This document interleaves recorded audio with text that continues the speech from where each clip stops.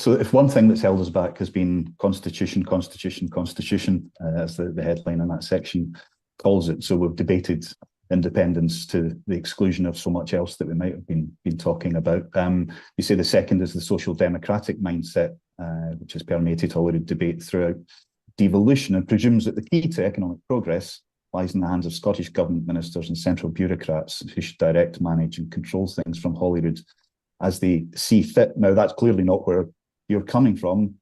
I suppose, though, Scottish voters have been electing, even in the pre-devolution era, a majority of politicians who do have that view. Yeah. So what is it that's going to change minds to the point that we can take some of the ideas that you're proposing and treat them not as some kind of heresy against the Scottish tradition, but actually as solutions, or solutions worth considering to many of the problems that we face? Well, I would appeal to politicians, civil servants, sense of ambition, to say, take our schools for example, and we've shown the results in the PISA tables, and you've covered this very, very thoroughly with your commission. At the end of the day, we've gone backwards on education. Scottish education was a gold standard. We were all so proud of it. Those of us that came through it are so indebted for what we received. Okay. And why? And right now, it would appear the results are not as good as they used to be.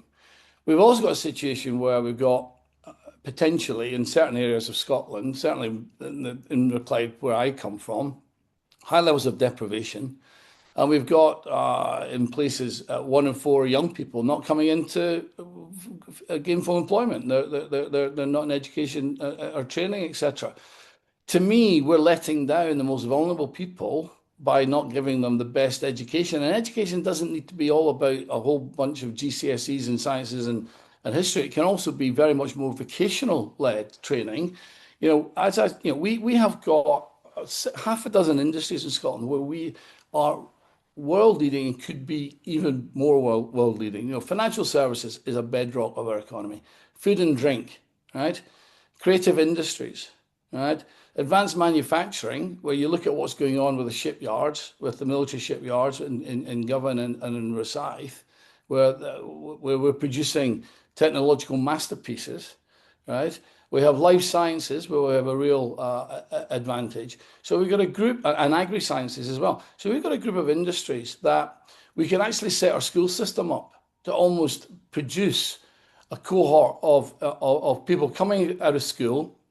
Don't necessarily need to go to university. A lot of these can be technical jobs. Let's get them through the college system and let's get them into meaningful employment. I mean, I remember going to see a business that was owned by Merck. It was a life sciences company in Livingston. It was a spin out from Edinburgh University, now owned by Merck. And it is a world leader in a particularly unique form of blood dialysis. And it's something like a 60% market share on that blood dialysis, right? So that was what we would call life sciences, okay? Now, who was in that company? There was a range of people in that business. There was obviously a managing director and a finance director. So there was the professional body. There were scientists. Obviously, there was some PhDs in there, but there's also lab technicians, senior lab technicians, junior lab technicians. There were folks serving in the catering, keeping everyone fed and watered. The most important 2 guys I met were the guys in the storeroom, because they've got to make sure these packages are going all over the world, Japan, South Korea, Italy. You can't get your batching system wrong, okay? And what I observed to me, there's an ecosystem in something called life sciences, which accommodates, there's room for everybody in this system. There's a job for everybody in this system. It's not homogenous, and you don't all need to have a university degree.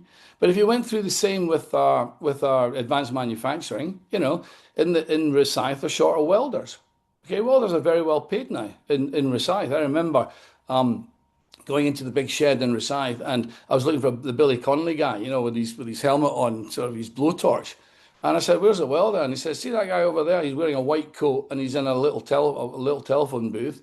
He was on his computer, on his PC with a mouse, and he was welding." I said, "Well, what does he get paid?" £100,000, right? Every barman in Edinburgh's got a degree, okay? Should have become a welder, right? Right? So, if you go through all of our, financial services, There's front end jobs, there's back end jobs, there's highly technical jobs.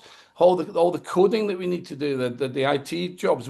So there's technical jobs as well as high intellect jobs, and we should be preparing our young people for that. And so in Greenock, we should be saying to our people in Greenock that there is a pathway for you to get into a good job. A good job, the best form of welfare I can give you is a job. You get a job, you get another job, you build your prosperity, you build resilience, you build responsibility, and you get less sick and you're healthier. And it's a virtuous circle. So that's all I'm saying is, can we find a way? I would say to the establishment in education, there is an establishment, there are vested interests, there are teachers' unions, there are civil servants who like it the way it is. I would say to them, I'd challenge them and say, we are letting down our young people. Come with me to Greenock and come and meet some of these kids that we're letting down. How do we reorganize this system? It doesn't need more money. There's enough money in the system. How do we reorganize ourselves to get a system that works for our people, to get them healthier and well?